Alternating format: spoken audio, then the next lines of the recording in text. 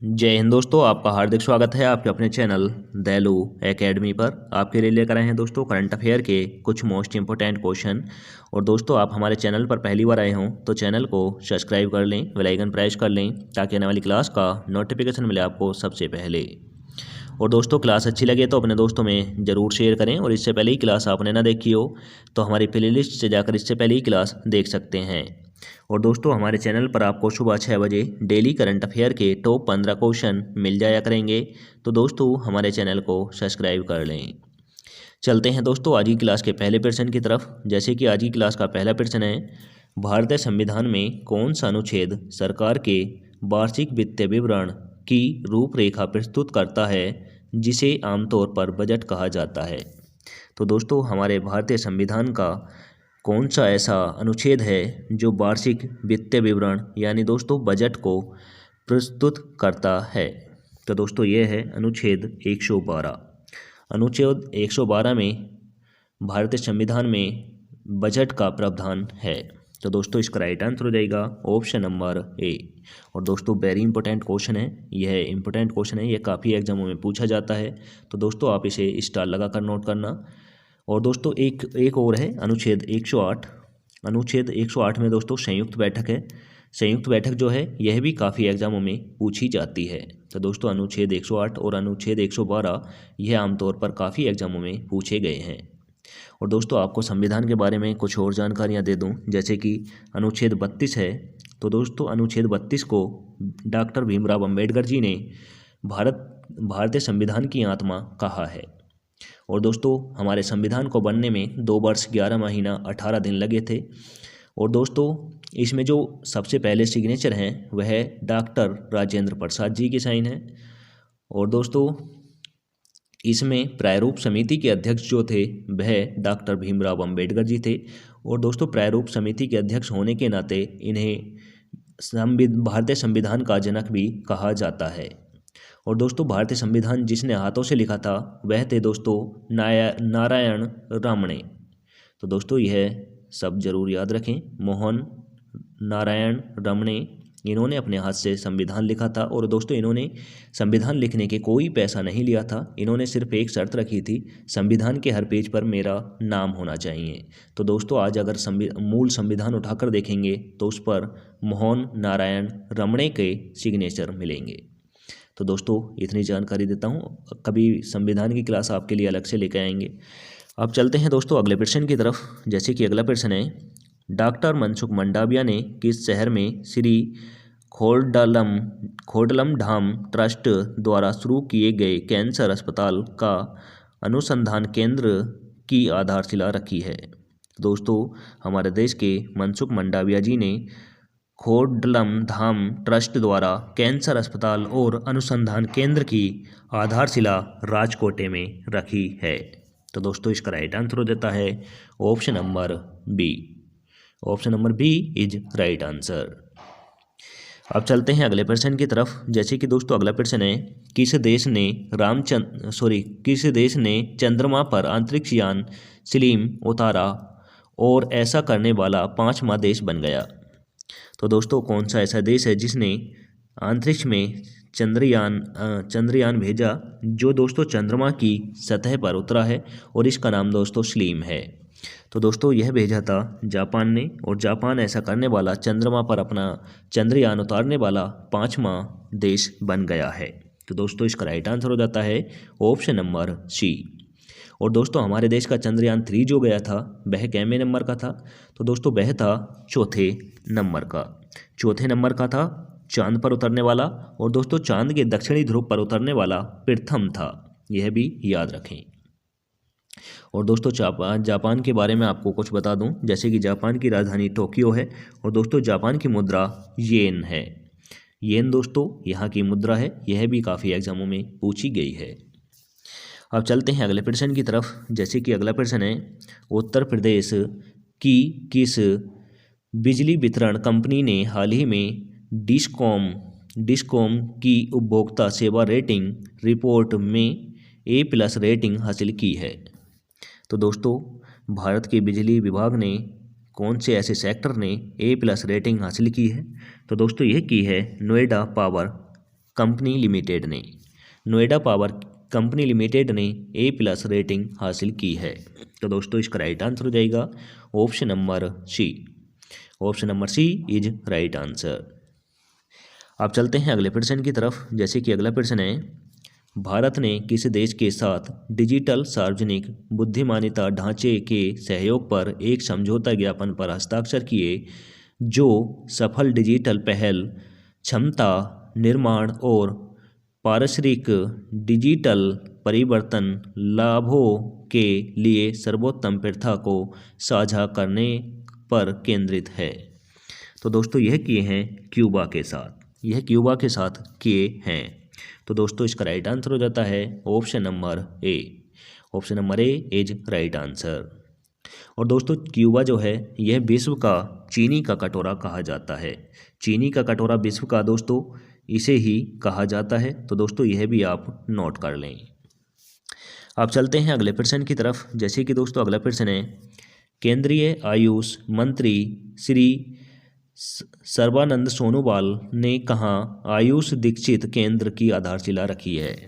तो दोस्तों आयुष मंत्री जो हैं यह सर्बानंद सोनोवाल जी हैं और इन्होंने दोस्तों आयुष दक्षा केंद्र की आधारशिला कहाँ पर रखी है। तो दोस्तों यह रखी है भुवनेश्वर में, भुवनेश्वर में रखी है। तो दोस्तों इसका राइट आंसर हो जाएगा ऑप्शन नंबर ए। और दोस्तों भुवनेश्वर जो है यह उड़ीसा राज्य में स्थित है। अब चलते हैं अगले प्रश्न की तरफ। जैसे कि अगला प्रश्न है, किस शहर में सालार जंग संग्रहालय में 5 नई दीर्घाओं का उद्घाटन किया है। तो दोस्तों सालार जंग संग्रहालय कहाँ पर है, इसमें 5 नई दीर्घाओं का उद्घाटन किया गया है। तो दोस्तों यह है हैदराबाद में, यह हैदराबाद में स्थित है और इसमें 5 नई दीर्घाओं का उद्घाटन किया गया है। तो दोस्तों इसका राइट आंसर हो जाता है option number D. Option number D is right answer.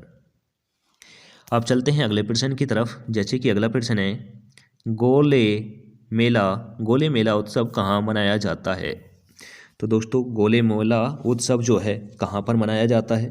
तो दोस्तों यह मनाया जाता है उधमपुर में, उधमपुर में गोले मेला उत्सव मनाया जाता है।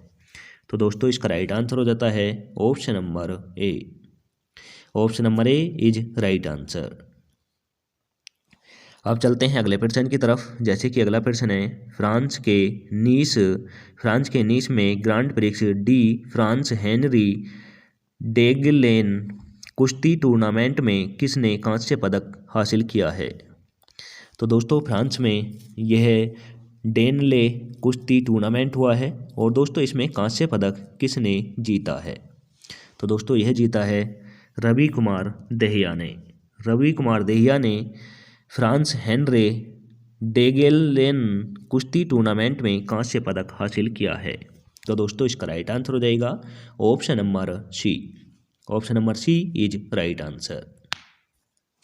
अब चलते हैं अगले प्रश्न की तरफ। जैसे कि अगला प्रश्न है, भारतीय रिजर्व बैंक ने DCB बैंक के प्रबंध निदेशक और मुख्य कार्यकारी अधिकारी के रूप में मंजूरी दी है। तो दोस्तों भारतीय रिजर्व बैंक ने DCB बैंक के प्रबंध निदेशक और मुख्य कार्यकारी अधिकारी के रूप में किसे मंजूरी दी है। तो दोस्तों यह दी है प्रवीण अन्नित्यून कुट्टी को, प्रवीण को दी है। तो दोस्तों इसका राइट आंसर हो जाता है option number B. Option number B is right answer. अब चलते हैं अगले प्रश्न की तरफ। जैसे कि अगला प्रश्न है, 2024 में त्रिपुरा, मणिपुर और मेघालय का स्थापना दिवस कब मनाया गया। तो दोस्तों त्रिपुरा, मेघालय और मणिपुर का स्थापना दिवस किस तिथि को मनाया जाता है। तो दोस्तों यह मनाया जाता है 21 जनवरी को। 21 जनवरी को त्रिपुरा, मणिपुर, मेघालय का स्थापना दिवस मनाया जाता है। तो दोस्तों इसका राइट आंसर हो जाएगा option number D. Option number D is right answer. अब चलते हैं अगले प्रश्न की तरफ। जैसे कि अगला प्रश्न है, किस कंपनी ने पहले तुर्की अंतरिक्ष यात्री के साथ अंतर्राष्ट्रीय अंतरिक्ष स्टेशन के लिए AX-3 मिशन सफलतापूर्वक लॉन्च किया है। तो दोस्तों हाल ही में पहले तुर्की अंतरिक्ष यात्री के साथ अंतर्राष्ट्रीय अंतरिक्ष स्टेशन यानी दोस्तों ISS के लिए AX3 मिशन सफलतापूर्वक लॉन्च किया है। तो दोस्तों यह किया है एक्स ने, स्पेस एक्स ने किया है। तो दोस्तों इसका राइट आंसर हो जाएगा option number B, space X ने यह फ्रांस के लिए किया है। तो दोस्तों इसका तुर्की के लिए क्या है दोस्तों, इसका राइट आंसर हो जाता है ऑप्शन नंबर बी। अब चलते हैं अगले प्रश्न की तरफ। जैसे कि अगला प्रश्न है, पुरिंग में मागनी जातीय खाद्य महोत्सव में किस क्षेत्र की समृद्धि परंपराओं को विशेष रूप से उजागर और संरक्षित किया जाता है। तो दोस्तों माननी जनजातीय खाद्य महोत्सव में किसके लिए समृद्ध परंपराओं का उजागर किया जाता है। तो दोस्तों यह किस राज्य में किया जाता है, यह किया जाता है दोस्तों लद्दाख में किया जाता है। तो दोस्तों इसका राइट आंसर हो जाता है ऑप्शन नंबर डी, पुरिंग में मामनी जाति खाद्य महोत्सव मनाया जाता है दोस्तों लद्दाख में, और इसमें समृद्ध परंपराओं को विशेष रूप से उजागर और संरक्षित किया जाता है। अब चलते हैं अगले प्रश्न की तरफ। जैसे कि अगला प्रश्न है, 19वां गुटनिरपेक्ष आंदोलन शिखर सम्मेलन कहाँ आयोजित किया गया। तो दोस्तों 19वें नंबर का गुटनिरपेक्ष आंदोलन कहाँ पर किया गया है। तो दोस्तों यह किया गया है युगांडा देश में। युगांडा देश में 19वें नंबर का गुटनिरपेक्ष आंदोलन किया गया। तो दोस्तों इसका राइट आंसर हो जाता है option number A. Option number A is right answer. आप चलते हैं अगले प्रश्न की तरफ। जैसे कि अगला प्रश्न है, इंडिया ओपन में चेन यू फी को सीधे गेम में हराकर अपना पहला महिला एकल खिताब किसने हासिल किया है। तो दोस्तों इंडिया ओपन चेन यू फी में सीधे गेम में हराकर अपना पहला महिला एकल खिताब किसने हासिल किया है। तो दोस्तों यह किया है ताई त्यूज जिंग ने किया है। तो दोस्तों इसका राइट आंसर हो जाएगा option number B. Option number B is right answer. अब चलते हैं दोस्तों, आज की क्लास यहीं पर समाप्त होती है। चलते हैं टेस्ट वाले क्वेश्चन की तरफ, जिसका आंसर आप सभी को कमेंट करके देना होता है। तो दोस्तों आप सभी में से एक निशा ठाकुर और राज भाई हैं जो इसका आंसर बिल्कुल सटीक और डेली कमेंट करके बताते हैं। तो दोस्तों आशा करता हूँ उनकी तरह भी आप भी आंसर कमेंट करके बताया करें। तो दोस्तों क्वेश्चन है, भारतीय नौसेना एकेडमी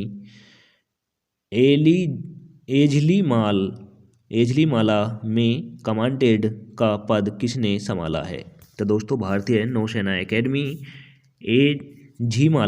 एजीमाला कमांडेंट का पद किसने संभाला है, यह आपको आंसर कमेंट करके बताना है।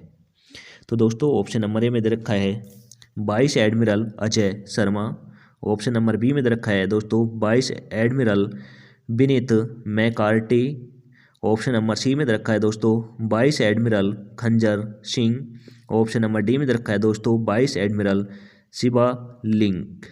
तो दोस्तों आंसर कमेंट करके दें। और इसी के साथ आज की क्लास समाप्त होती है। आपको क्लास कैसी लगी कमेंट करके ज़रूर बताएं।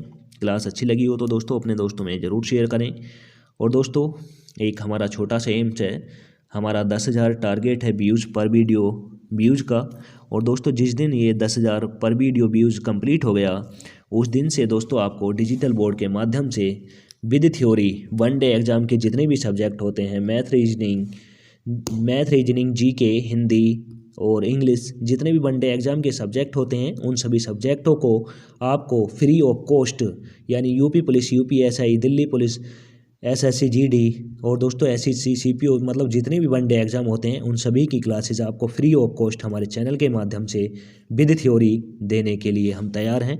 तो दोस्तों इसमें आप हमारी हेल्प करें, यानी 10,000 व्यूज़ का टारगेट जो है हमारा उसे आप कंप्लीट कराने में हमारी मदद करें। तो दोस्तों आज की क्लास यहीं पर समाप्त करते हैं। मिलेंगे नेक्स्ट क्लास के साथ। जय हिंद, वंदे मातरम।